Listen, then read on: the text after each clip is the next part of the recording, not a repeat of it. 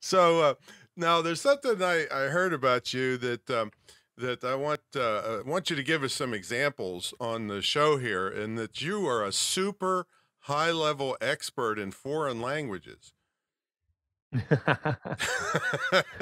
tell them, Did we talk tell, did we tell talk 'em about did we that. talk about that in No, foreign but languages? it's my business to know, Mike.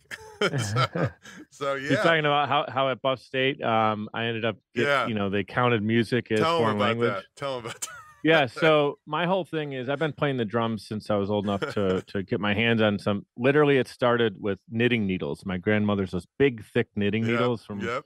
way back in the day. So I was a musician and played the drums in literally any school band possible that I could. And if you're wondering, well, he said foreign language, why are you talking about music? It's because in school there was this weird loophole, and started in high school, where you had to have your foreign language requirement, and then somehow when I took all the music classes, literally like jazz band, orchestra, I just sit in there. If I can hit the triangle, they gave me an A for showing up and hitting a percussive instrument. This is why I So rag on higher education, I'm telling this is a you. true story. I literally got an A in orchestra for hitting a triangle, and then I love jazz band. I even did marching band, and there's all the jokes about that. And I was in high school, I think, when American Pie came out, so we got ragged on a little bit for all that. But it was a blast. Just made lifelong friends playing music, and I was also in rock bands later on, but that's a different story. But the whole foreign language thing is, I didn't know this at the time, but apparently all those extra music classes I was taking, and I was literally taking as many as I could because it was easy A's. I go to Buffalo State College, which is a solid school here in town, and I didn't know what I wanted to do. I was actually going originally for elementary education, which I'd share that story if you care to hear it. And I'm sitting down with my advisor, and we're going through different credits and things that I need to hit for my freshman year, and they're looking at my high school stuff, and I'm like, okay, cool. I was a pretty good high school student. Nothing to reveal there that I'm worried about. And they start like lighting up about this foreign language requirement. Oh my God, you're kicking butt in foreign language. And I'm like, if she asks me to say my name in French, I could say, Je m'appelle Michelle. And that's about as good as I got. And I was just like holding in the laughter. And I literally remember going home and like just like crying, laughing that actually works somehow. But I didn't even know that existed. So that's just kind of that's the story on that. That cracks me up. Again, like you said, why I rag on higher education nowadays. So, Yeah. um, but this Man of the Year nominee thing, now that's a pretty impressive thing. But before you tell them what that's about, Hmm. in today's atmosphere, you have to define what is a man.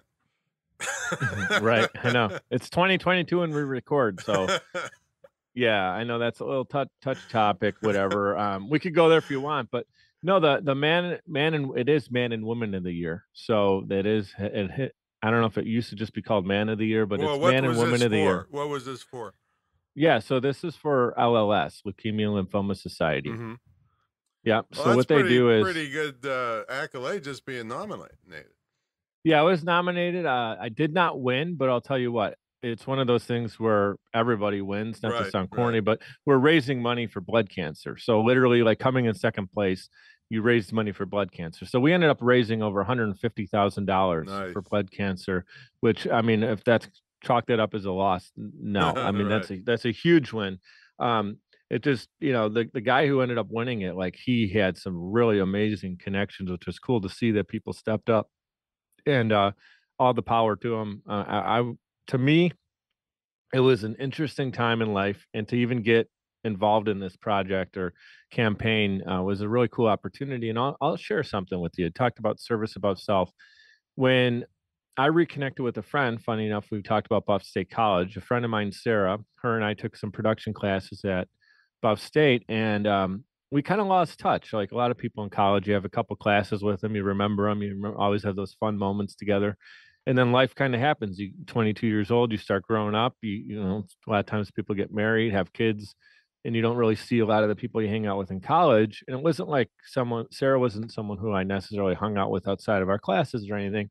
We just knew of each other, and liked each other. Like it was just a good friend to have and someone you respected.